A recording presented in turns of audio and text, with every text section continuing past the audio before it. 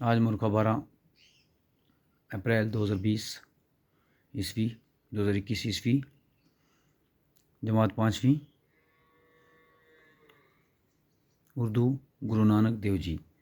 پہلے بچوں ہم نے یہ جہاں تک پڑھا جائے کہ گرو نانک سکھ مذہب کے بانی تھے، ننکانہ صاحب میں پیدا ہوئے جو آج پاکستان میں گاؤں ہے۔ تو ان کے والد کا نام کالو چند تھا۔ یہاں تک ہم نے پڑھ یہ تھا۔ اب یہاں سے ہم پڑھیں گے، گرو نانک کے یہ رنگ ڈھنگ دیکھ کر ان کے والد نے سوچا کہ گرو نانک کی شادی کر دی جائے۔ گھر گرہستی کا بوجھ پڑے تو وہ اس طرح کا روپیہ پیسہ خرچ کرنا چھوڑ دیں گے۔ انہوں نے گرو نانک کی شادی کر دی۔ گرو نانک کی شادی ہو گئی، 2 بچے بھی ہوئے، لیکن گرو نانک کا دل گرہستی میں نہ لگا۔ وہ ہمیشہ کی طرح اپنی کمائی ضرورت مندوں پر خرچ کرتے۔ بیوی نے لاکھ سمجھایا مگر ان پر کوئی اثر نہ ہوا۔ گرو نانک ملک اور شہر پھرے۔ کہتے ہیں کہ وہ مکہ مدینے اور بغداد بھی گئے۔ اس طرح جب اس دنیا کے سفر کی مدت تمام ہوئی تو آخری سفر کا وقت آیا تو ضلع گرداسپور میں آئے۔ وہیں 1539 عیسوی میں 90 سال کی عمر میں ان کا انتقال ہوا۔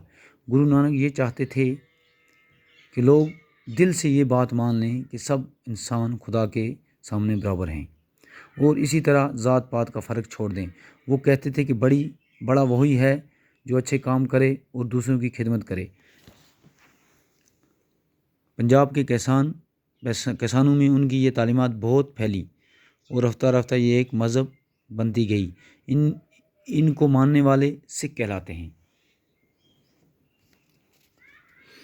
گرو نانک اور دوسرے بزرگوں کی باتیں ایک کتاب میں جمع کی گئی۔ اس کتاب کا نام گرو گرنتھ صاحب ہے۔ یہ سکھوں کی مقدس اور پوتر کتاب ہے۔ تو پیارے بچوں، یہ تھا گرو نانک۔ گرو نانک سکھ مذہب کے بانی ہیں اور وہ 1539 عیسوی میں 90 سال کی عمر میں انتقال ہو گیا ان کا۔ وہ گرداسپور میں ہوا انتقال ان کا۔ تو اس کے بعد پڑھی اور سمجھے۔ محتاج ہو گئے ضرورت مند یا حاجت مند۔ جس کی محتاج کس کو بولتے ہیں؟ ضرورت مند یا حاجت مند کو۔ گرہستی ہو گئے گھر بار۔ مفلس ہو گیا غریب۔